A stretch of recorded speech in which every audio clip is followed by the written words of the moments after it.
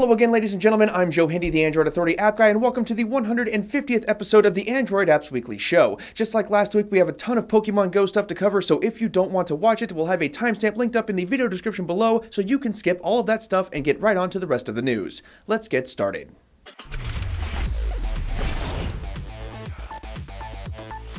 Razer has announced that they're making a chat application specifically for Pokemon Go. The application, which will be called Razer Go, is a location-aware chat application that will be open to anyone who is in your general vicinity. The idea is to help Pokemon Go players chat it up while they're near each other and talk about various aspects of the game. It should be out before too long. The first sponsored Pokestops were dropped this week. The winner of being able to say that they were the first was McDonald's. The chain will have most of its 3,000 locations in Japan become Pokestops and gyms for players to flock to and enjoy. We don't know when it will roll out to other companies, but it should be really soon. A Redditor did a little bit of research this week and showed that level scaling in Pokemon Go is absurdly high. Getting from level 30 to 31 requires as much experience points as going from level 1 to level 25. This has launched a discussion about whether or not the game scales too aggressively and what Niantic can do about it. We'll let you know how that turns out. GameStop has reported that their sales have spiked 100% since the launch of Pokemon Go. They've been able to make their establishments Pokestops or gyms and have been hosting family events as a result. This has brought tons of people in, which has in turn caused sales to spike. It's a genius strategy really, and GameStop is one of many companies to see sales go up thanks to Pokemon Go.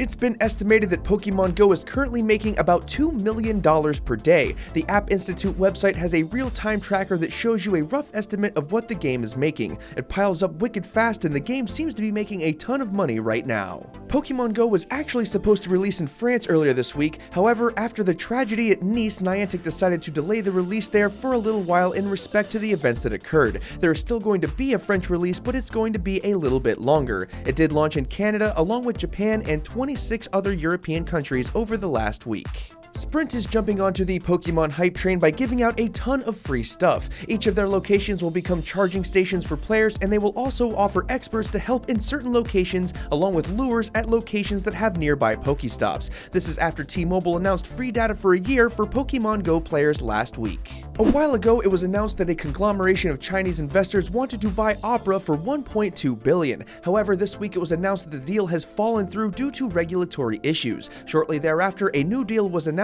The new deal, which features all of the same players, is for $600 million for a controlling stake in Opera instead of for the whole company.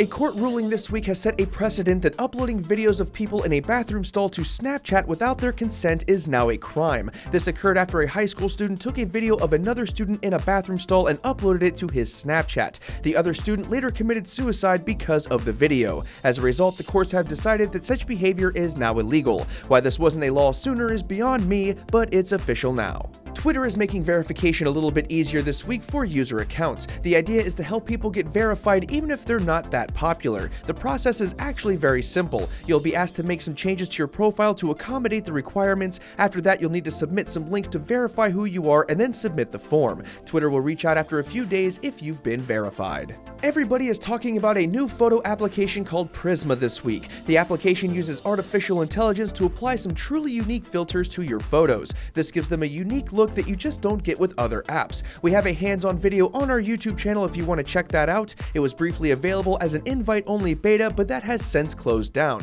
Now we're all waiting for the public release. For even more Android apps and games news, updates, and releases, don't forget to check out this week's newsletter, which is linked in the video description below. If you want to sign up for that newsletter, you can check out the written companion, which is also in the video description below, and fill out the very short form there. For even faster updates, don't forget to check out our Android Authority app.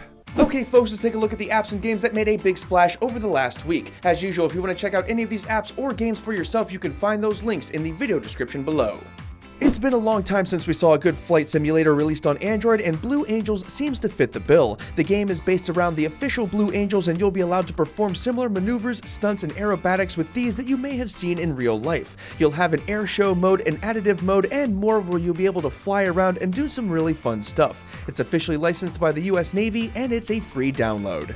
Google Arts and Culture is a free application that lets you view all kinds of art, landmarks, and more. It boasts high-quality 360-degree images from over 850 museums and archives, along with much more. This is a great application for art aficionados, and it's doubly good as an educational app for youngsters. It also comes with sorting features to help you find what you're looking for, and a collection section where you can organize your favorites. It's completely free with no in-app purchases. Suicide Squad Special Ops is a first-person action game where you play as members of the Suicide Squad. The mechanics are an unusual mix of first-person shooter along with a fighting game. That means you'll be bashing in the faces of opponents in the first-person perspective. It has decent graphics and plenty of gameplay content for you to enjoy, with the only downside is that it can get repetitive after a while since most of your time will be spent mowing down bad guys. Still, it's a decent game, especially for fans of the series and the comics. It's also a free download.